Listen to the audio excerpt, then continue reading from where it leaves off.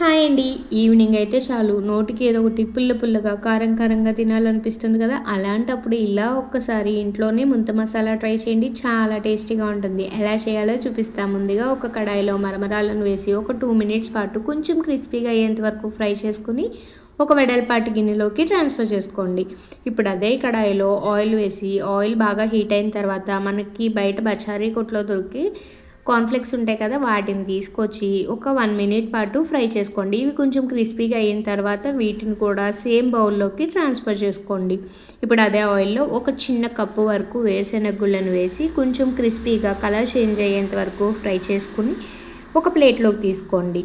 ఇప్పుడు కట్ చేసి పెట్టుకున్న ఉల్లిపాయ, పచ్చిమిర్చి, చిన్నగా కట్ చేసి పెట్టుకున్న టొమాటో ముక్కలు, కొత్తిమీర, మీ రుచికి తగినంత ఉప్పు, కారం, అలాగే కొంచెం ధనియాలు, జీలకర్ర పొడి, అలాగే చాట్ మసాలా అనేది యాడ్ చేసుకుని ఒక నిమ్మకాయ అనేది ఇలా ముక్కల కింద కట్ చేసుకుని నిమ్మకాయ రసం పిండుకుని వీటన్నిటిని బాగా కలిసేటట్టు ఒక 2 మినిట్స్ పాటు బాగా కలుపుకోవాలండి.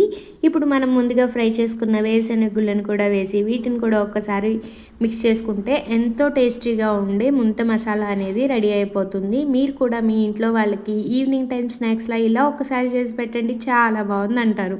ఎలా వచ్చిందో నాకు కామెంట్స్‌లో చెప్పండి. అంతే ఈ వీడియో. Bye bye. Thank you for watching. Please like, share and subscribe to my channel.